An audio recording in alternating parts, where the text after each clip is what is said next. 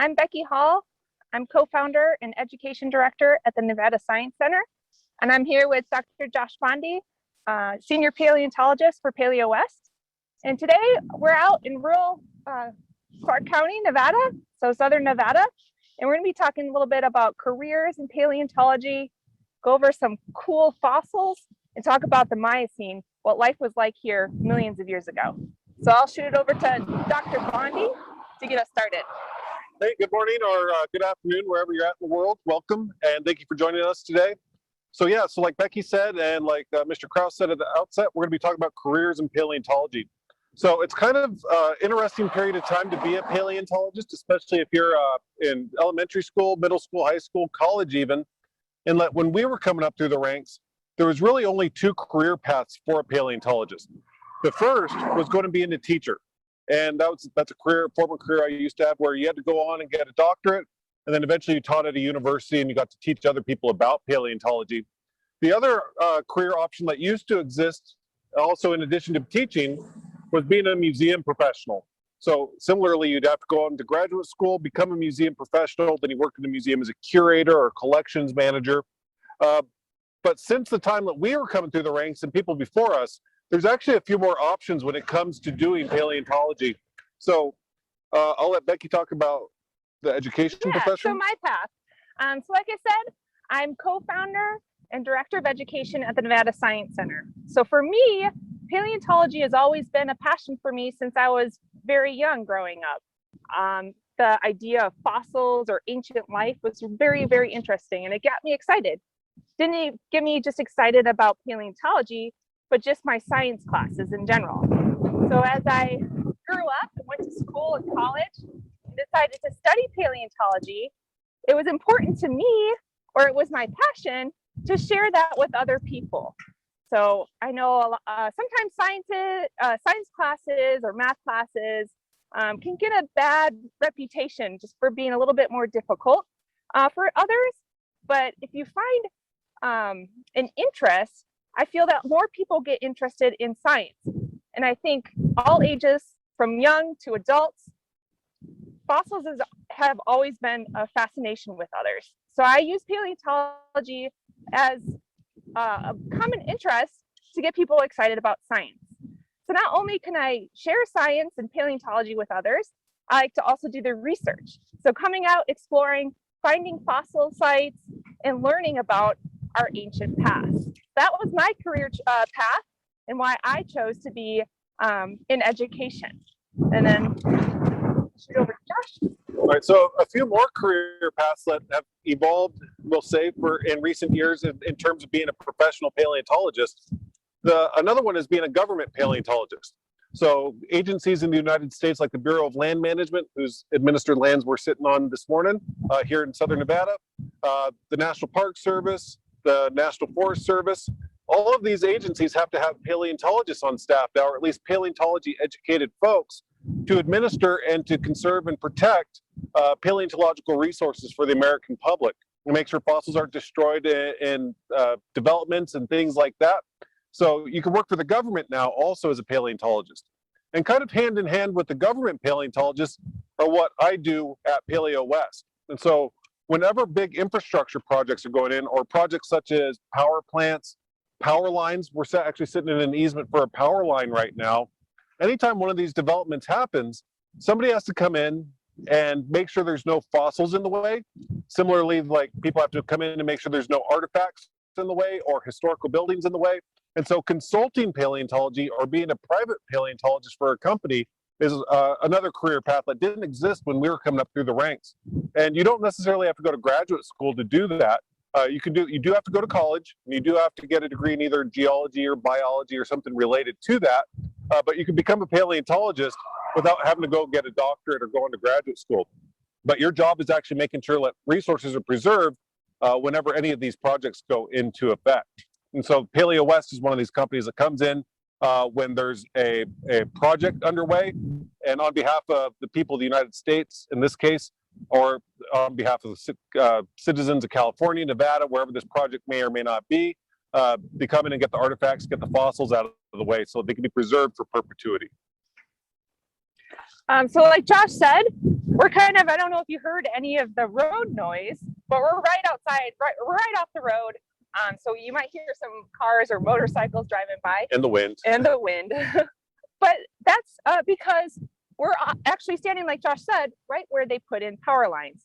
So it was PaleoWest that alerted the Nevada Science Center and with Josh and his colleagues about some fossils that were discovered while putting in some power lines. So it is important, obviously, as a community, no matter where you live, whether it's Nevada or California or wherever you live, is that we have to have power to our houses, to our schools. So we have to, or Josh has to work with PaleoWest so the construction can happen in a responsible way where everyone is happy, right? The fossils are preserved and we get our power lines. So I'm going to have Josh explain some of these fossils that were found while they were putting in the power lines, and we were able to collect them from the BLM with our Nevada Science Center research permit, and then talk a little bit about what the Myosin is and what it was like here in Nevada millions of years ago. All right, thank you, Becky. So, like Becky said, we're going to show you some cool fossils that were found during surveying of this particular power line that we're standing next to. So, whenever one of these power lines go in, and we're going to try to rotate the camera a little bit here in a minute to show you some of the power lines, show you the easement, show you the landscape that's behind us. Oftentimes, when you think of a paleontologist, you think of, or maybe the general public thinks of somebody like Indiana Jones wearing a felt cap and a whole khaki outfit or something like that. But paleontologists can also wear hard hats. So being a consulting paleontologist and walking these power lines and other construction projects, sometimes you don't look all that dissimilar from a construction worker because you're on a construction site. So in this particular instance, during they're surveying Miocene-aged rocks, and they encountered some fossils. And so these are on Bureau of Land Management administered lands. And Becky already gave a shout out, but I'd like to just give another shout out. Thank you to the Bureau of Land Management for permission to collect some of these fossils this morning that we get to share with you. So a couple of fossils that were discovered. I'll try to tip this up so we can get a little bit better light. Maybe like that. So here is a heel print and a toe, a heel print and a toe, where a camel or a llama-like animal stepped into the mud, and then the hind foot stepped into the same track. And so we have these particular rocks are between 5 and 8 million years old here in southern Nevada. And so we can see where a camelid, they're called, stepped on the edge of this ancient playa lake about 5 to 8 million years ago. So camels are actually North American natives before they went extinct at the end of the Ice Age here in North America. And some of their descendants survived in South America as llamas, and some others, camels in Asia, also survived. If we come over here, I'll show you another one of these interesting tracks. This is another track which we were able to collect this morning under permit from the Bureau of Land Management. So these kind of squiggly marks, these are mud cracks. So if you've ever looked at the side of a pond after a rainstorm, and then the rainwater all dries up, and you see the cracks in the mud, these are 5 million year old mud cracks. And in the middle of these 5 million year old mud cracks is where a camel plopped its hoof right in the middle of the mud. So here's the heel, here's one toe, and then the other toe. So camels have 2 toes, and you can see where it stepped into the mud, kind of squished the mud aside after it made its plop in the mud there. So again, 5 to 8 million years ago, this camel was walking again along the edges of a little playa lake. Playa lakes are just lakes that are filled by water temporarily. Other tracks that we observed but did not collect, if you saw the little preview video that we posted on our social media, or on the Nevada Science Center social media, we found horses. There's some great big tracks about this big around that me and Becky were looking at just this morning, and we figured they're really great big horses that lived during this period of time, because there are several different species of horses that lived in Nevada about this period of time, or maybe a small elephant. There's a couple of different options for elephants during the Miocene. So there's gomphotheres, which are 4-tusked elephants, and then there's mastodons, which are 2-tusked elephants. This is before mammoths come to North America. Some other cool fossils, I guess maybe just to set the stage for what the Miocene actually is, since you've seen the fossils now. So the Miocene of Nevada, and for those of you who are not from the United States, Nevada is one state east of California. So we're kind of in the western United States in the mountainous regions. It's the driest state in the United States today. But about 5 to 8 million years ago, the Sierra Nevadas, where, if you've heard of Lake Tahoe is up in the Sierra Nevadas today. So it's this big alpine mountain range off to our west, wasn't uplifted yet. And so uplift is when mountains are rising. And so before the Sierra Nevadas, all these moist air masses, which came off of the Pacific Ocean, were able to come all the way into the Great Basin where we are today. And so the plants actually look like giant sequoias, oak woodlands, and plants that you would see probably in places like Kings Canyon Sequoia National Park today. And so the animals were elephants, horses, camels, giant cats, giant bear dogs. So these are animals that were like half bear, half dog. That's not evolutionarily what they are, but that's kind of what they look like. All roaming these woodlands, these kind of open woodlands of southern Nevada during this period of time. And then as the Sierra Nevada is uplifted and blocked those moist air masses off to the west and kept California wet, Nevada dried out. And so this is the period of time where it's still a little bit moist and we get a little bit different types of animals. So again, camels, like these camel tracks. These are also Miocene bones that we have here. These were not found where we're actually working today and were collected earlier at a different time. But like this is the elbow of a camel. So this is the upper arm bone. This is part of a blade to either a big horse or a rhinoceros. So during this period of time, there was also rhinos here in North America. So it would have set something like that. Let's see, what else do we have here? Oh, this is kind of cool. This is the head to a femur. So the ball at the end of the femur, to fit right there in the hip socket of probably a horse would be my guess. This is a hand bone to a really big animal. So this is probably a camel also. I keep saying camel because camels were really diverse in North America during the Miocene. There were camels that filled the same ecological niche as giraffes. There were camels that filled the same ecological niche as bison and things like that, because bison didn't live in North America during this period of time.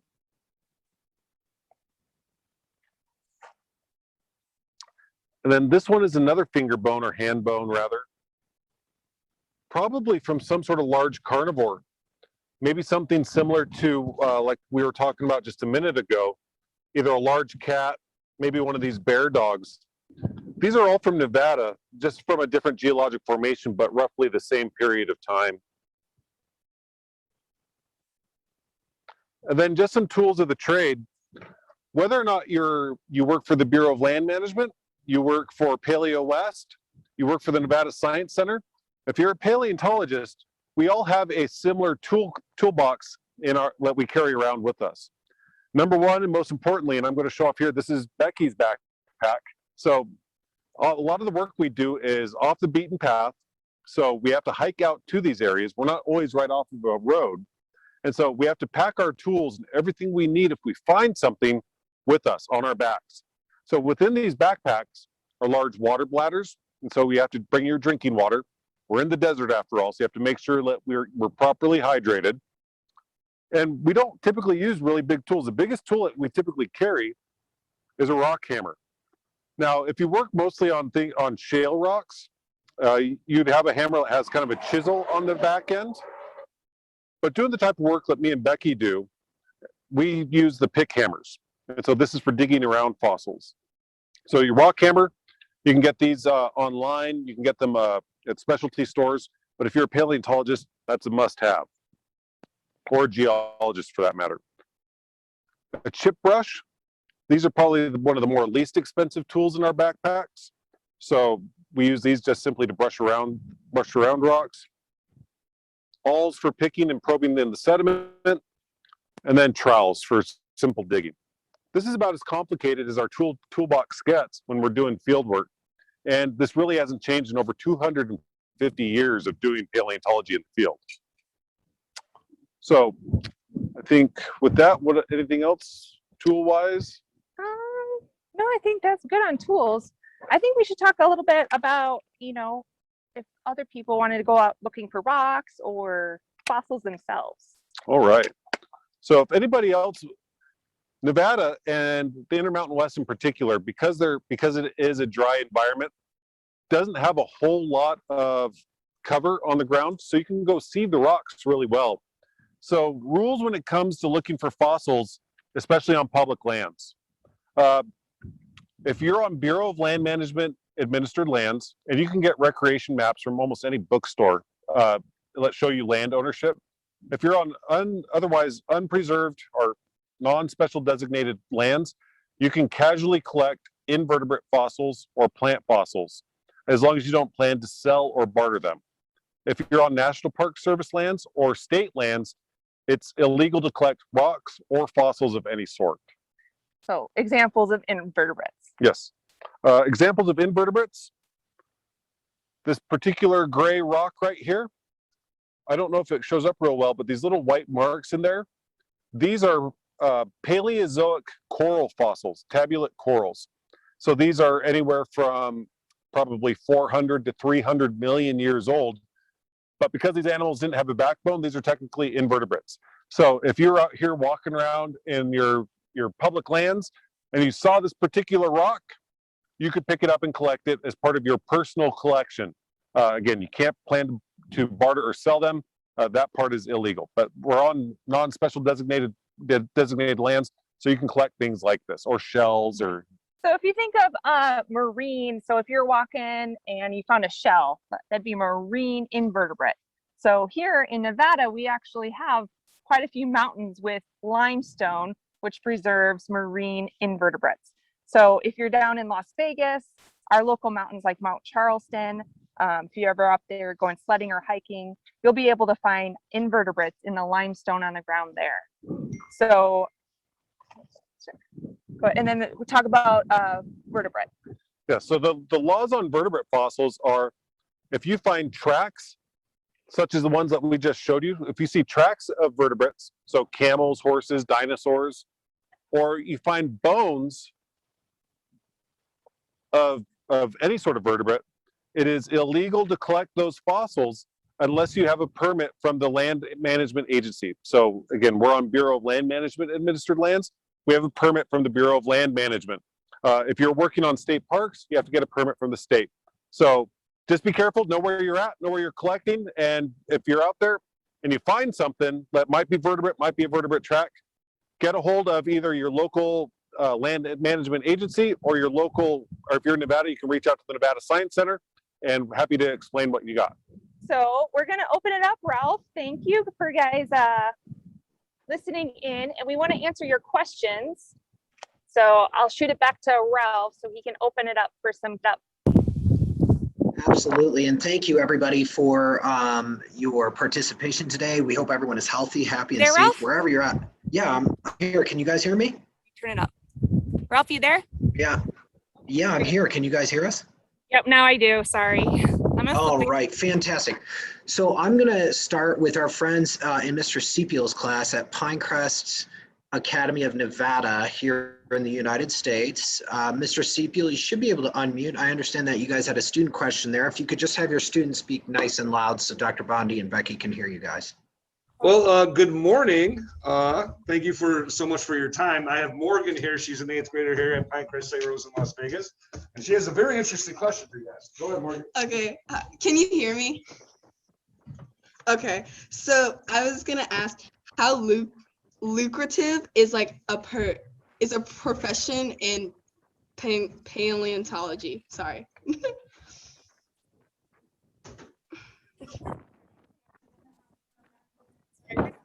How lucrative is being a paleontologist is the question.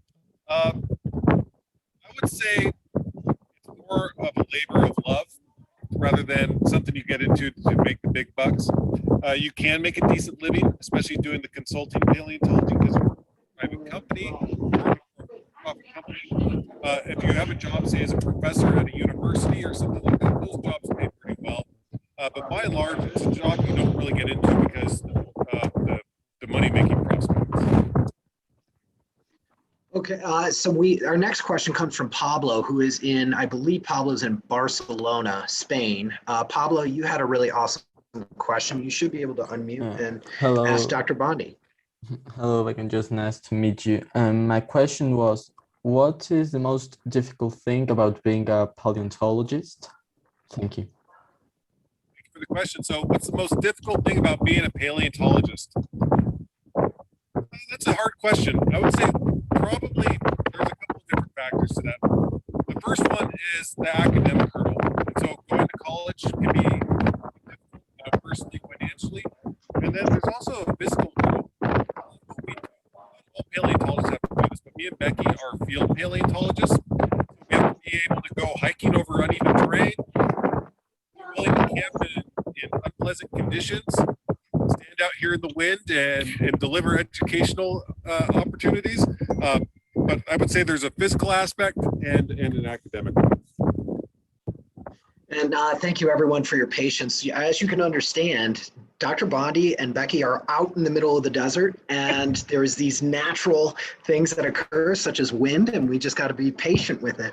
So I had got an email from a student in France, and they want to know, where can you find dinosaur bones in Nevada? I think maybe the kids overseas might think that they're everywhere in the Southwest. Can you kind of give us an idea of how you guys go about and find dinosaur bones? Right. So It went out. Hang on. Sorry, Ralph. The video got pushed off. back. Are you there? Oh, there we go. All right. So the question is, where are the dinosaurs in Nevada? So we're fortunate in this state that the mining companies have mapped most of the rocks across the state of Nevada. And we use those maps to find rocks of the right type, so sedimentary rocks, of the right age, so during the age of dinosaurs or the Mesozoic. And we find them predominantly in far southern Nevada, in places like Valley of Fire State Park, and up in central Nevada on Bureau of Land Management administered lands, which we also have permit to do kind of geographically in the central part of the state. But yeah, they're not as common as they are in places like Utah or Montana, but we're working on it. Ralph, maybe we'll do another dinosaur one here shortly too. Yeah, For everyone who's tuning in. there's a lot. And we have a question from some students in San Diego, which I understand is Dr. Bonde's brother's school. The kids want to know, this is a question for both Becky and Josh, what is your most favorite fossil that you've ever found in your career? Me. All right, I'll talk real quick behind the camera. Mine will have to be the first dinosaur I discovered. That was definitely exciting and memorable. For you? For me, probably the favorite fossils I've ever found. These rocks from the very age of dinosaurs that survived the end of the dinosaurs extinction event. So we find these little frogs completely splayed out, these old lake deposits, not too far from Ely, Nevada. So we'll go with a few more questions and then we'll let you guys go. But a lot of the students seem to be sending in questions as far as what would be a good university for the students to attend if they wanted to go into paleontology. So some of the best universities in the United States for studying paleontology, places like one of my alma maters is Montana State University. There's a really strong paleo program there. If you're in the Western United States, the University of Utah. Let's see, there's other good ones I'm sure I'll miss. University of California, Berkeley's got a really strong paleontology program. All of the Ivy League schools. So if you're in the US, there's lots of options. If you're weighing your options, you can email the Nevada Science Center and Becky or myself can let you know some of our colleagues that we work with at different universities. Maybe you just explain studying biology and geology. Let's go by. The important thing is when you're looking for a university program to go maybe pursue a paleontology career, you're going to be studying. There's very few universities that have a paleontology major, so you're going to be studying subjects like biology or subjects like geology. So just make sure your university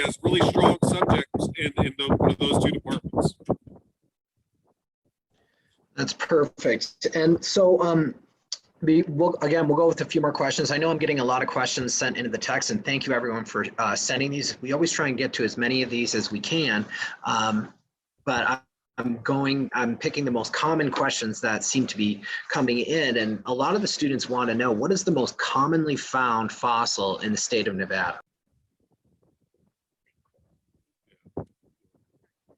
Probably the most common types of fossils that you'll find in the state of Nevada is because most of the mountain ranges across the state are these ancient reef rocks of the Paleozoic, so way before the age of dinosaurs. And because they're reefs, just like modern reefs are made out of corals, the most common types of fossils you'll see doing hiking or camping around the state are going to be corals. So they're going to be marine invertebrates in these gray rocks. So if you're out there hiking in gray rocks, keep your eyes on the ground. You're probably going to find something. And of course, just to stress, if you do see something, don't pick it up. That's one thing that Dr. Bonde, correct, you've told us, do not pick up any fossils if you were to find them. As long as if it has a backbone, so any vertebrates. So invertebrates like shells or corals, those are good to go. There you go. And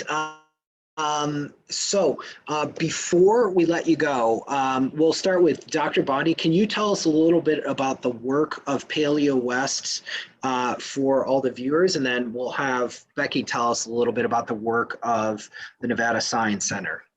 My pleasure. So PaleoWest is a cultural resource and paleontological resource management company. So whenever there's a project that may potentially affect archaeological, architectural history, or paleontological resources, we can come in and work with land management agencies, private landowners, and help mitigate or lessen whatever impact might occur as a result of that project. So the project can happen and we can preserve the fossils or artifacts that may or may not be in the way.